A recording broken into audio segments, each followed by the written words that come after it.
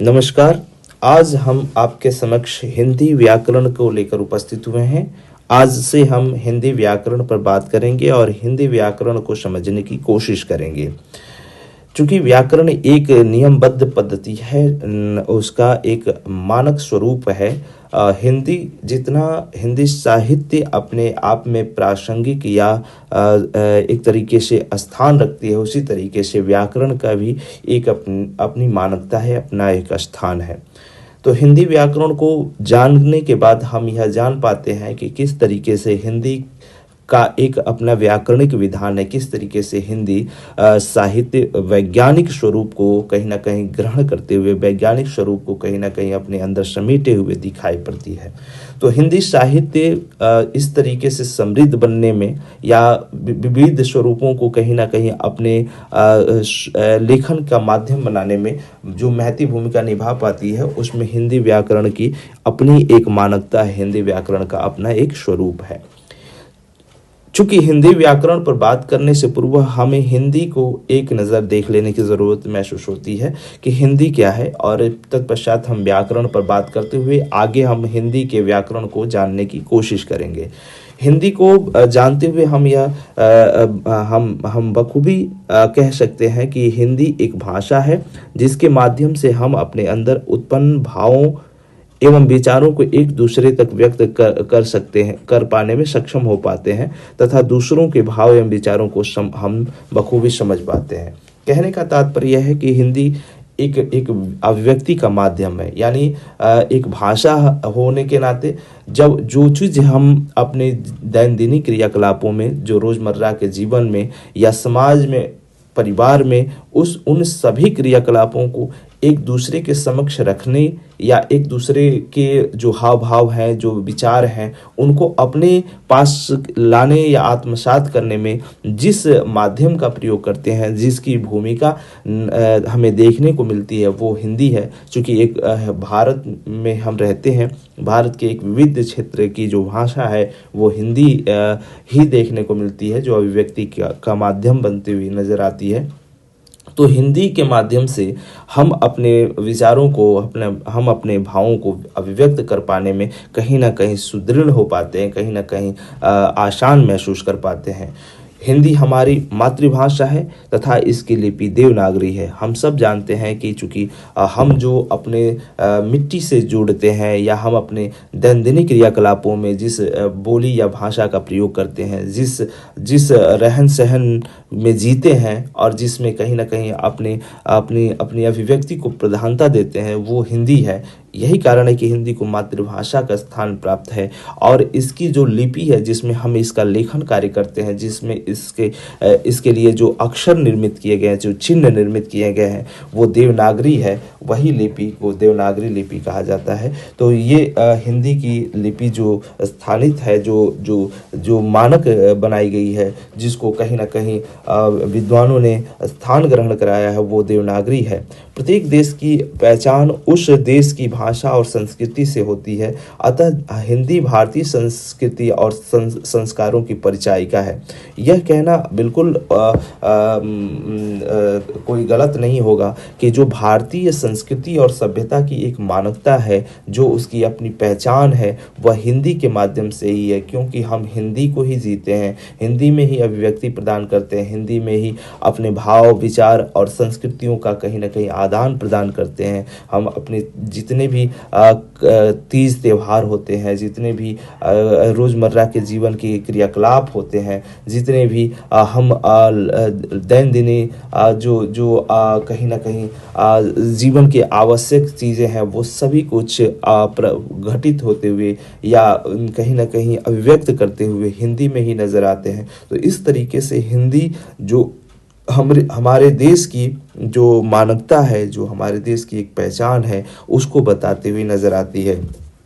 इस भाषा को भारत की राजभाषा के रूप में भी स्वीकृति प्राप्त है। देश के संविधान ने इसे 14 सितंबर 1950 को स्वीकार किया था। इसलिए प्रत्येक वर्ष इस दिन को यानी हिंदी दिवस के रूप में मनाने की पहल की जाती है। कहने का तात्पर्य है कि 14 सितंबर 1950 को जो देश का संविधान है उसमें इसको जो राजभाषा के रूप में दर्जा प्रदान किया गया था। इसीलिए इस दिन को 14 सितंबर के दिन को हम हिंदी दिवस के रूप में आज भी मनाते हुए दिखाई पड़ते हैं।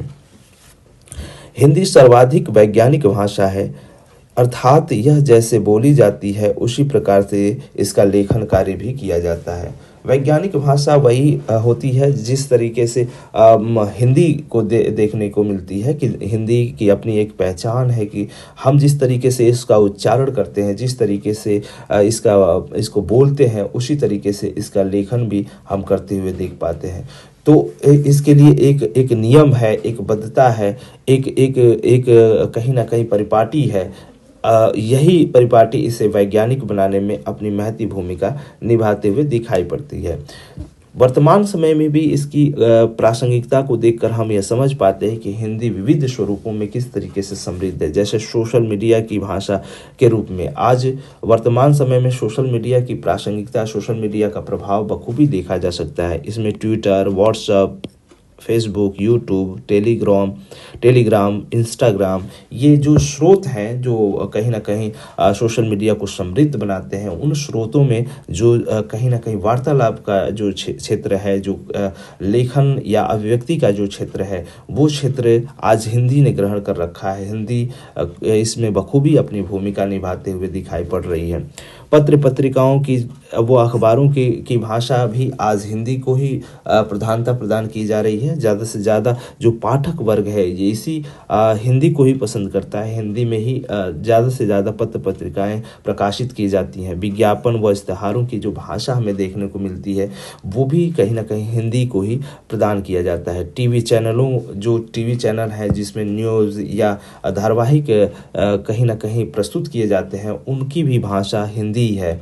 सिनेमा, रंगमंच व नुक्कड़ नाटक में जो अभिनय की जो भाषा होती है, उस अभिनय के भाषा के रूप में इसी भाषा को प्राथमिकता प्रदान की जाती है, क्योंकि यह लोगों से सीधा कनेक्ट हो पाती है, लोगों से सीधा जुड़ पाती है, और जिन लोगों से यह जुड़ाव रखती है वो लोगों की भाषा हिंदी ही है। जनता व सरकार के बीच वार्तालाप की जो भाषा है, जैसे कि किसी अधिकारी का जनता से वार्तालाप, कोर्ट कचहरी में जो आमजन से वार्तालाप की जो भूमिका होती है वो इसी भाषा में की जाती है।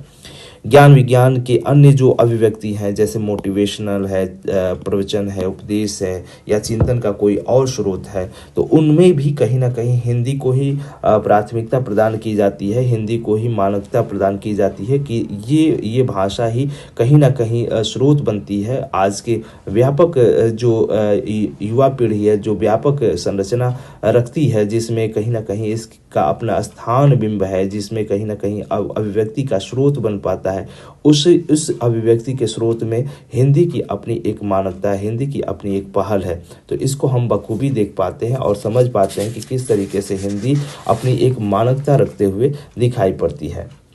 अब हम बात व्याकरण की करेंगे और व्याकरण को समझने की कोशिश करेंगे कि किस तरीके से व्याकरण की अपनी एक रूपरेखा होती है, व्याकरण का अपना स्वरूप है और किस तरीके से इसकी मान्यता हम देख पाते हैं। तो व्याकरण, चूंकि यह एक पुल्लिंग शब्द है जिसके निर्मित में बी जमा आप जमा करण का संयोग होता है, इसका शाब्दिक अर्थ है किसी भी चीज़ को भली भांति देखना। यानी जब हम किसी भी चीज़ को या किसी भी बिंदु को या किसी भी विषय को या किसी भी घटना को भली प्रकार देखते हैं, घटते हुए परखते हैं, या उसको कहीं ना कहीं ज्ञानार्जित करने की कोशिश करते हैं, तो उस ज्ञानार्जन का एक स्रोत क्या है, उसका प्रतिबिंब क्या है, उसकी एक निश्चित दायरा क्या है, इसको कहीं ना कहीं हम व्याकरण के स्वरूप में कहीं ना कहीं देख पाते हैं। अगर सही शब्दों में इसको कहें तो यह संरचना, बनावट या निर्माण को बताने की पहल करती है। यानी किसी भी भाषा चाहे वो भाषा कोई भी हो। जैसे हिंदी है तो हिंदी की जो बनावट है, जो उसकी संरचना है, जो उसका निर्माण है, उसको व्यक्त करने में इसकी महती भूमिका देखने को मिलती है।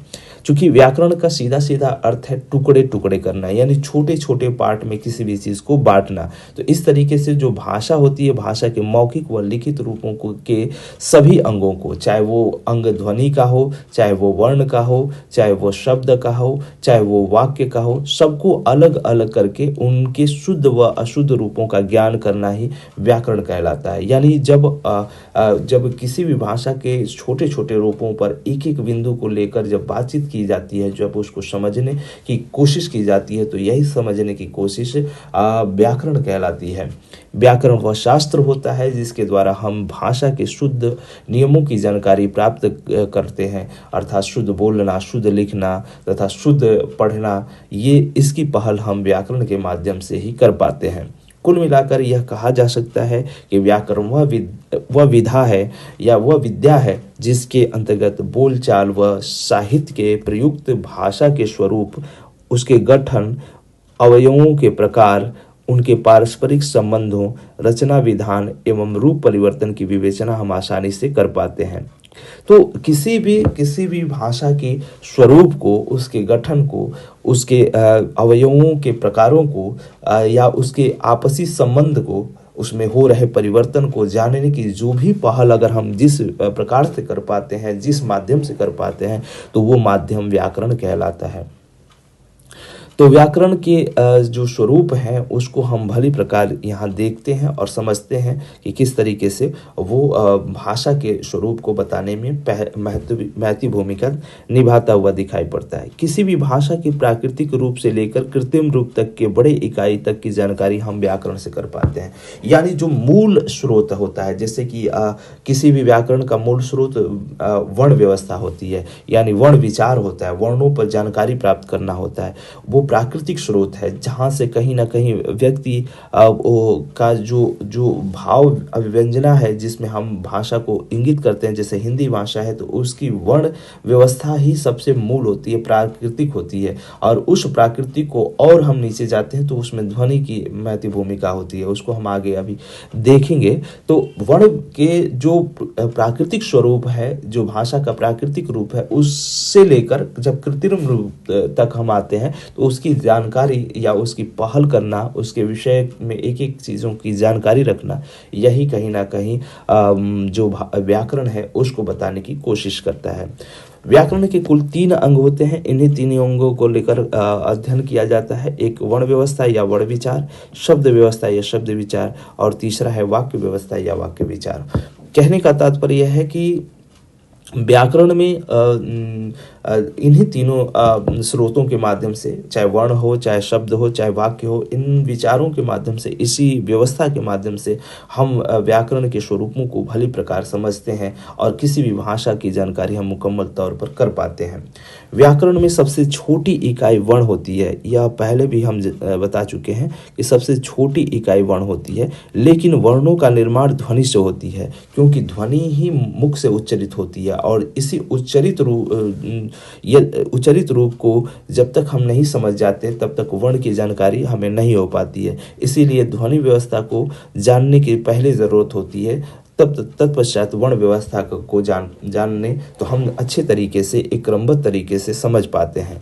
यानी वर्ण व्यवस्था की समझ पहले हमें ज़रूरी है। यदि वर्ण व्यवस्था की समझ करना है तो हमें ध्वनि व्यवस्था की जानकारी या ध्वनि पर बात करना जरूरी होता है। यदि ध्वनि की जानकारी हम नहीं कर पाते तो निश्चित तौर पर हम व्याकरण के उस प्राकृतिक स्वरूप को सही तरीके से नहीं समझ सकते।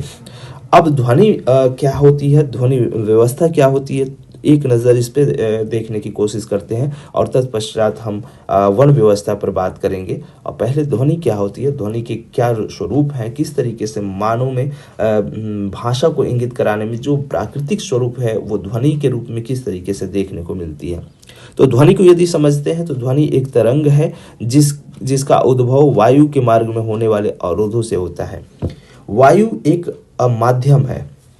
हम जब सांस लेते हैं तो सांस लेने के बाद जब उस सांस को निकालते हैं तो निकालने के क्रम में सबसे प्रारंभिक अवस्था में उस वायु की जो रफ्तार है उसको धीरे करने में स्वर यंत्रियों की महती भूमिका होती है। यानी जो जो फेफड़े से वायु वापस निकलने की कहीं न कहीं मार्ग में होती है, तो स्वर यंत्रियाँ उस मार्ग उस वायु के स्पीड को, उस वायु की गति को धीरे कर देती है, और यह वायु की गति की धीरा होना ही कहीं न कहीं ध्वनि उत्पन्न का कारण बनता है। तो ध्वनि उत्पन्न होने के लिए वायु के अवरोध यानी वायु के मार्ग में अवरोध होने की ज़रूरत पड़ती है, और यही कारण है कि हम विविध उच्चारण स्थानों के माध्यम से अपने जो वर्ण है अपने अपने मुख से वर्णों की उत्पत्ति कर पाते हैं। भाषा विज्ञान के अंतर्गत ध्वनि भाषा की सबसे मौलिक, प्राकृतिक एवं सूक्ष्म इकाई है, जिसे चिन्हों में बदलकर वर्ण के रूप में परिवर्तित कर लिया जाता है। यानी जो भाषा की जो ध्वनि होती है वो प्राकृतिक स्वरूप में होती है, एकदम मूल स्वरूप में होती है। लेकिन इस मूल स्वरूप को जब हम उसे एक तरह से स्वरूप प्रदान कर देते हैं, जब उसे चिन्ह प्रदान कर देते हैं, जब उसके लिए प्रतीक बिंबों का स्थान निर्माण कर देते हैं, तो वह कहीं ना कहीं कृत्रिम बन जाती है। अपने मौलिक प्राकृतिक रूप से वह कहीं ना कहीं बनावटी रूप में परिदृश्य हो जाती है। तो इस तरीके से हम यह समझ पाते हैं कि व्याकरण का जो स्वरूप है उसमें ध्वनि की क्या भूमिका होती है, ध्वनि किस तरीके से अपनी मानकता रखते हुए दिखाई पड़ती है। अब हम भाषा की बनावट के रूप में देखने की पहल करते हैं कि भाषा की बनावट कैसे दिखाई पड़ती है, भाषा की अपनी मानकता कैसे है। तो भाषा की बनावट, जब किसी भी भाषा को हम पढ़ने या अध्ययन करने की कोशिश करते हैं, तो उसमें ध्वनि की पहली भूमिका होती है। चूँकि यह प्राकृतिक स्रोत है, एकदम बिल्कुल मूल स्रोत है, क्योंकि हम उस जो वायु है उसकी अवरोध में कहीं ना कहीं जो उसके मार्ग में अवरोध की स्थिति उत्पन्न हो रही है, वहीं से वर्णों का उच्चारण होता है। वो ध्वनि ही है जो कहीं ना कहीं टकराने पर वायु से टकराहट होती है, और उससे कहीं ना कहीं उसकी ध्वनि उत्पन्न होती है, और वही ध्वनि हम अलग अलग अक्षरों, अलग अलग वर्णों के रूप में उसको निर्मित करते हैं। तो सबसे पहली जो ज़रूरत होती है वो ध्वनि है, उसके बाद वर्ण या अक्षर होते हैं, तब पद होता है या शब्द होता है, इसके बाद पदबंध होते हैं, फिर वाक्य होते हैं, फिर भाषा होती है। यानी किसी भी भाषा की बनावट में ध्वनि सबसे छोटी इकाई होती है, वर्ण होता है, पद होता है, पदबंध होता है, वाक्य होता है, तब जाकर वो भाषा निर्मित होती है। यह जो हमारे तमाम तरह के जो एग्ज़ाम हैं उनमें कहीं ना कहीं इसकी मानकता है कि उच्चारण या उत्पत्ति की दृष्टि से भाषा की जो सबसे छोटी इकाई होती है वह ध्वनि होती है। इसी तरीके से निर्माण या बनावट या रचना की दृष्टि से जो भाषा की सबसे छोटी इकाई है वो वर्ण है। सार्थकता की दृष्टि से भाषा की सबसे छोटी इकाई शब्द है। भाषा की व्याकरणिक योग्यता प्राप्त सबसे जो छोटी इकाई है वो पद या रूप है। इसी तरीके से भाषा की पूर्ण सार्थक इकाई को हम वाक्य कहते हैं। तो अलग अलग रूपों में, अलग अलग स्वरूपों में जो भाषा की अपनी मूल जो इकाई है, सबसे छोटी इकाई है, जो प्राकृतिक या उच्चारण की पहली जो प्राथमिक स्थिति है वह ध्वनि है। और जब निर्माण के स्तर पर देखा जाता है, बनावट के स्तर पर देखा जाता है, तो वहाँ वर्ण हो जाती है। तो इस तरीके से अलग अलग स्वरूपों में, अलग अलग रूपों में भाषा की अपनी एक मानकता है, भाषा की एक अपनी प्रतिबिंब है। जब हम भाषा पे बात कर रहे होते हैं तो भाषा को यह जानने की हमें कोशिश होती है कि भाषा कहने का क्या तात्पर्य है, भाषा हम किसे कहेंगे, भाषा से क्या हमें एक तरीके से जानकारी होती है। तो भाषा कहने का तात्पर्य है कि वह भाषा वह साधन है जिससे हम अपने मन के भाव दूसरे पर प्रकट करते हैं, और हमारे मन में समय समय पर उत्पन्न होने वाले विचार, भाव, इच्छाएं, अनुभूतियां आदि हमें उसे व्यक्त करने की पहल में दिखाई पड़ती हैं। यही कारण है कि हम इन भावों एवं विचारों को बोलकर, लिखकर या सांकेतिक तरीके से व्यक्त करते हैं। तो भाषा की जो अभिव्यक्ति है, जो भाषा के स्वरूप है, जो भाषा व्यक्त करने के जो प्रतिबिंब देखने को मिलता है, तो इस प्रतिबिंब को हम किस तरीके से व्यक्त करते हैं, तो वो अपने भावों को व्यक्त करने के लिए बोलकर, लिखकर या सांकेतिक तरीके से उसकी पहल की जाती है। तो भाषा एक बड़ा स्वरूप है, एक बड़ा बिंब है। उसमें जिस हिंदी को हम बोलते हैं वो छोटी है, उसका एक स्वरूप छोटा है। तो भाषा का भाषा में जिस हिंदी पर हम बात कर रहे हैं वो हिंदी एक अपनी मानक तो रखती है, लेकिन छोटे स्वरूप पर मानक रखती है। जिस भाषा की में व्यक्त विचारों को अव्यक्त जो विचार हम व्यक्त करते हैं वो दो तरीके से करते हैं, जैसा कि हमने अभी बात भी किया था। एक होता है व्यक्त माध्यम और दूसरा होता है अव्यक्त माध्यम। व्यक्त माध्यम जिसके माध्यम से हम भाषा के जिस माध्यम से हम अपने भाव और विचारों को या अपने अंदर के अभिव्यक्ति को प्रदान करने या दूसरे तक पहुंचाने की पहल करते हैं, उस व्यक्त माध्यम में तीन रूप होते हैं। एक होता है सांकेतिक रूप, एक होता है मौखिक रूप, एक होता है लिखित रूप। सांकेतिक रूप में हम चिन्हों के माध्यम से, प्रतीक या सिंबलों के माध्यम से या शारीरिक अंगों के माध्यम से अपने हाव भाव को व्यक्त करते हैं, यानी इसमें संकेतों का सहारा लेते हैं। संकेतों के माध्यम से हम अपने हाव भावों को व्यक्त करते हैं, जिसमें चिन्ह, जैसे आप यात्रा करते हैं तो यात्रा के दौरान जो कहीं ना कहीं रुकने ठहरने के लिए जो रेड लाइट लगी होती है, वहाँ पर पीले रंग की भी रेड लाइट जलती है, हरे रंग की भी जलती है और लाल रंग की भी जलती है, जो अलग अलग कहीं कहीं मानकता रखती है। इसी तरीके से अन्य प्रकार के चिन्ह जो कहीं ना कहीं ये संकेतित करा देते हैं कि किस तरीके की अभिव्यक्ति उससे होती है। इसी तरीके से प्रतीकों का अपना एक स्वरूप होता है। सिंबल, जो हम मोबाइल में तरह तरह के सिंबलों को देखते हैं और उस सिंबलों से यह हम तय कर पाते हैं कि कोई व्यक्ति दुखी है, सुखी है, तो इसका भी स्वरूप यहाँ दिखाई पड़ता है। इसके अतिरिक्त शारीरिक अंगों का भी अपना एक मानक होता है। शारीरिक अंग यानी जब हम किसी को प्रणाम मुद्रा में देखते हैं तो ये समझ जाते हैं कि वह व्यक्ति हमें आदर भाव दे रहा है। इसी तरीके से हम किसी के क्रोध स्वरूप को देखते हैं, ललाट खींचा हुआ, आंख तनी हुई, आंख में लालिमा झांक रही हो, तो इस तरह के स्वरूप को देखते ही हम समझ जाते हैं कि अगला व्यक्ति गुस्से में है। तो शारीरिक अंगों के माध्यम से जो सांकेतिक रूप से भाषा की अभिव्यक्ति होती है, तो वह अभिव्यक्ति कहीं ना कहीं भाव और विचारों को व्यक्त करने का माध्यम बनती है। इसी तरीके से मौखिक रूप है। मौखिक रूप में बोलकर यानी ध्वनियों का सहारा लेकर हम बात को अपनी रखते हैं, और यही प्राकृतिक रूप है, क्योंकि यहाँ पर हम उस मूल शब्द को उच्चारित कर रहे होते हैं, उस मूल शब्द में हम बात को व्यक्त कर रहे होते हैं। यह जरूरी है कि हम उस मूल शब्द को अगले व्यक्ति जिसको प्रेषित कर रहे हैं उस व्यक्ति को भी समझ में आए, उस व्यक्ति को भी इस चीज़ की जानकारी हो। तीसरा जो व्यक्त माध्यम का रूप है वो लिखित रूप है। लिखित रूप में लिखकर हम बातों को प्रस्तुत करते हैं। इसमें वर्ण और अक्षर का सहारा लिया जाता है। जब उस ध्वनि, जो मूल ध्वनि है, जो प्राकृतिक ध्वनि है, जब उसके लिए वर्ण निश्चित कर दिए जाते हैं, जब उसके लिए चिन्ह निर्मित कर दिए जाते हैं, तो वो लिखित बन जाती है, और इसीलिए इसे कृत्रिम रूप कहा जाता है। जैसे उदाहरण के रूप में हम कहें कि वह जा रहा है, जब मुंह से उच्चारित करते हैं तो वो कहीं ना कहीं ध्वनि का सहारा ले रहे होते हैं, लेकिन जब उसे लिख दिया जाता है, जैसे यहाँ पर हमने लिख दिया है, तो वह जा रहा है में इसमें वर्णों का सहारा लेते हैं। और जैसे वह एक शब्द है, इस वह शब्द को जब हम तोड़ने की कोशिश करते हैं तो वह में व जमा अ जमा ह जमा अ, इनको कहीं ना कहीं अलग अलग रूपों में देख पाते हैं। तो ये अलग अलग रूप ही अपने आप में कहीं ना कहीं वर्णों को इंगित कराते हैं। जैसे व यहाँ वर्ण है, अ भी कहीं ना कहीं वर्ण है, ह और अ, ये चारों वर्ण हैं। तो इस तरीके से इसके दो रूप बनते हैं, एक बोलने पर ध्वनि रूप यानी मूल रूप, और लिखित जब हो जाता है तो यह वर्ण या अक्षर का कृत्रिम रूप बन जाता है। यही इसका मूल रूप है, इससे नीचे कोई इसका मूल रूप नहीं होता है। यानी ध्वनि या वर्ण से जो ध्वनि या वर्ण है वो सबसे छोटी इकाई मतलब मानी जाती है, यानी इससे छोटी इकाई कोई नहीं होती है, या किसी भी भाषा की सबसे छोटी या प्रारंभिक इकाई होती है। यानी कहने का तात्पर्य है कि जो भाषा होती है, भाषा की जो पहली कहीं ना कहीं इकाई होती है, पहली जो इसकी स्वरूप होता है, पहला जो चिन्ह होता है, पहला जो प्रतिबिंब होता है, वो कहीं ना कहीं ध्वनि होती है, वर्ण होता है। इसके नीचे किसी की अपना स्थान विपन्न नहीं होता। अब ध्वनि चूंकि मौखिक भाषा की सबसे छोटी इकाई होती है, इसका प्रयोग विज्ञान के क्षेत्र में ज़्यादा किया जाता है, जहाँ इसे एक तरंग के रूप में माना जाता है, यह दृश्य रूप में होती है, तथा इसे किसी एक स्थान से दूसरे स्थान तक जाने के लिए किसी माध्यम की ज़रूरत पड़ती है।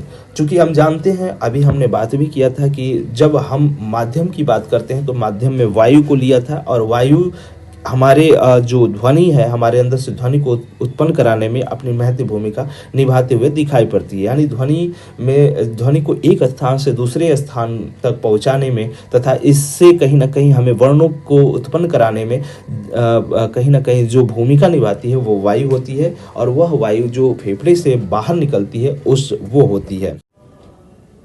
हिंदी भाषा में ध्वनि की क्या भूमिका होती है, ध्वनि का क्या स्थान होता है, उसको हम बखूबी देखते हैं और समझते भी हैं।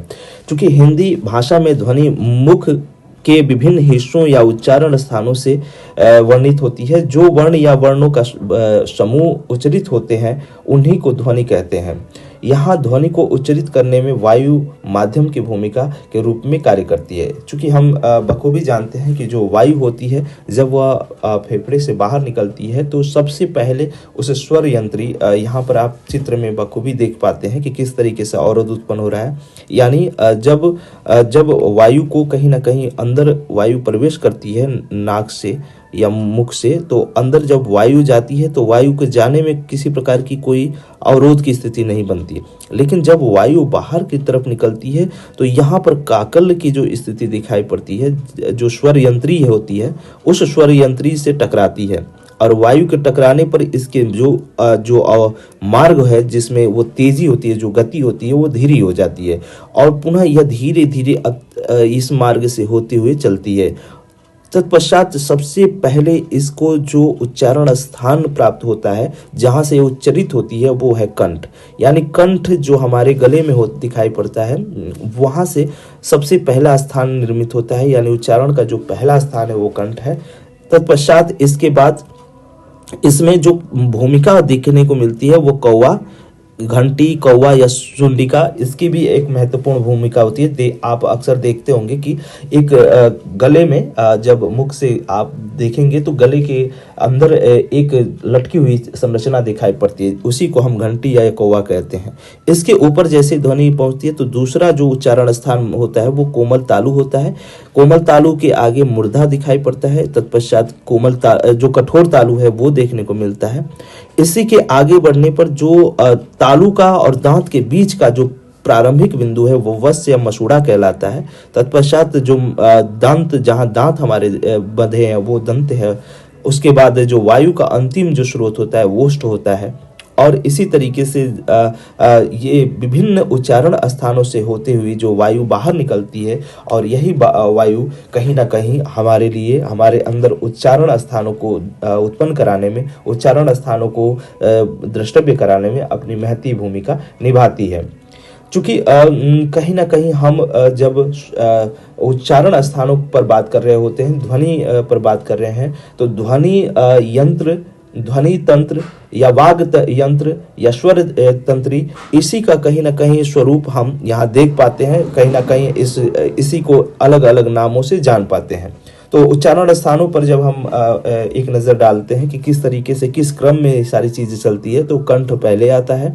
कंठ से जो उच्चारित होता है वो उनका पहले स्थान होता है, फिर कोमल तालु आता है, फिर मूर्धा आती है, कठोर तालु आता है, वस्य आता है, दंत आता है, ओष्ठ की भूमिका होती है, फिर जिह्वा की होती है, फिर नासिका की होती है। तो अलग अलग उच्चारण स्थानों से अलग अलग किस तरीके से, नासिका कहने का तात्पर्य है जो नाक से ध्वनि अधिक निकलती है और मुख से कम निकलती है। जिन ध्वनियों का उच्चारण नाक से ज्यादा होती है तो उस ध्वनि को नासिका ध्वनि कहते हैं।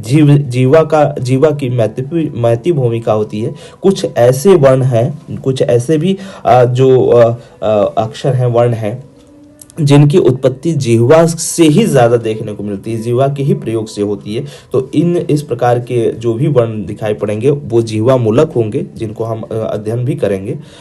इस तरह से स्वर तंत्री ही तय करती है कि कौन सी ध्वनि तेज बोलकर बोली जाएगी और कौन सी कोमल। यानी जो स्वर तंत्री है, जो स्वर जिससे कहीं ना कहीं हम स्वरों का निर्धारण कर पाते हैं, वही कहीं ना कहीं तय करती है, वही ना कहीं मानक बनाती है कि कौन सी जो वर्ण का उच्चारण हम करते हैं, कौन से वर्ण धीरे बोले जाएंगे और कौन से वर्ण को हम कठोर या तेज रूप में बोलेंगे। तो इस तरीके से ये पूरे जो व्याकरण के जो प्राथमिक स्वरूप हैं, जिसमें हम ध्वनि की संरचना या ध्वनि के विषय में किस तरीके से उसमें अवरोध की भूमिका देखने को मिलती है, और यही अवरोध हमारे अंदर वर्णों के उच्चारण में भूमिका निभाती है, तो इसको हम लोग बखूबी देख पाते हैं या समझ पाते हैं। इस पूरे संरचना को हम ध्वनि तंत्र या वाग यंत्र या स्वर यंत्र के नाम से भी जानते हैं। तो ये एक एक करके हम एक एक बिंदु को यहाँ पर समझे और जाना भी।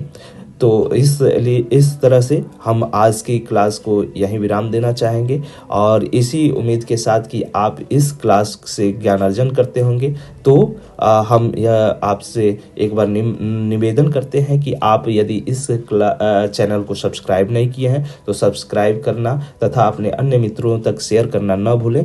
पुनः एक नए क्लास के साथ आप सबसे आगे मिलेंगे, तब तक के लिए धन्यवाद।